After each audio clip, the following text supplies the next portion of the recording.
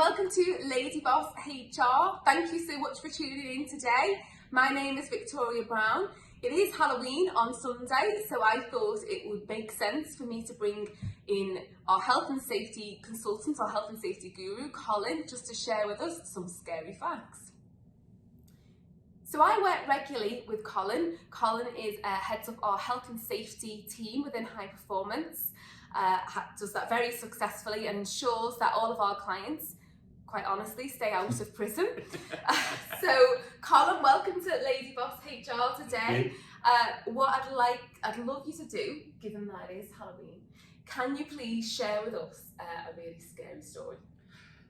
I can share you a really true story that happened to me as a facilities manager, and it goes back and it just illustrates the point that no matter how careful you are about health and safety and about how you put those control measures in place, that accidents can and will still happen. So it is important not to look at it lightly and make sure that you are keeping on top of health and safety.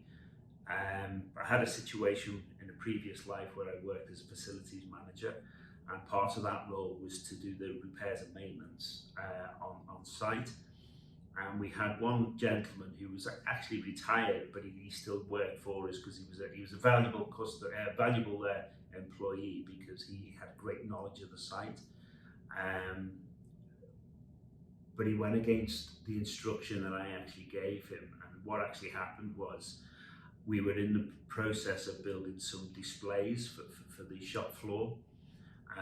We didn't have all the right materials, so I said, right, we're going to lock up the workshop and we're going to wait until we get all the materials in. Unbeknownst to me, he went home at lunchtime and came back into work with his bench saw to cut the wood. And the next thing I know, I'm being shouted from across the floor to run to where he was working outside in the back of the shop. And he had cut his little finger off using the saw. Oh. So, yeah. So in terms of, obviously that's horrendous, but given the controls you put in place, had that have been reported, HSE come in, as an employer, you were in a strong position? Yeah, luckily we had all of those things in place. We had the policies, we had the risk assessment, we had everybody trained using the material, using the tools that they should. Yeah. He wasn't going to be using the tool, but he took it upon himself to go home and bring his own tools in, which goes against everything that we do. Yeah. So yeah, it was an example, if you like, of no matter how you put those control measures in, accidents do and will happen.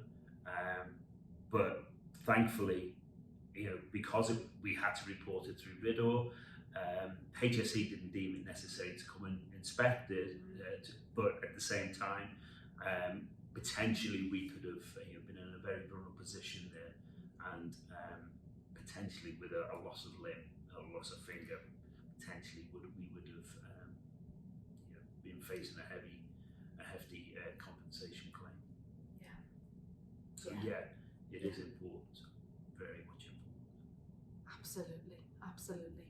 No, so that is a scary fact. I hope that nobody is eating right now when they're watching this.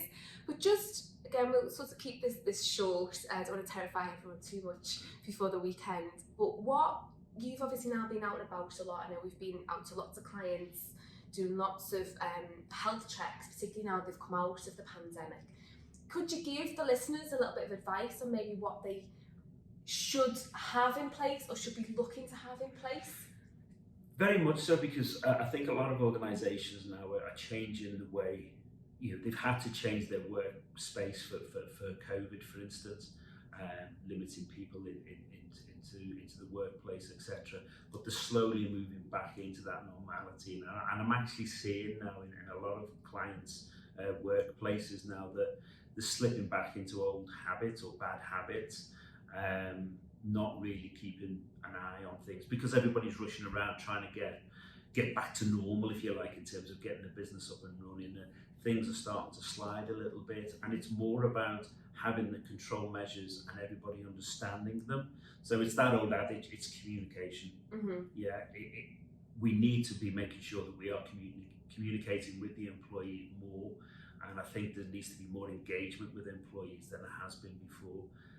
And for me, that's the one thing that I feel that a lot of businesses at this moment in time are not really doing as much as they should in really engaging with the employees. Yeah, and I know because you and I have looked at some together, there's been quite a lot where risk assessments have sort of not been completed, fire risk assessments haven't been updated. I know you bang your head against the wall, don't you, with DSE assessments. People are working from home, they're just not completing those DSE assessments. So people need to get the health and safety in order, really, don't they? They do, and it's not just about keeping getting it in order, but it's not thinking that you can just slide back in and everything is going to be the same. Things have changed, people's attitudes have changed.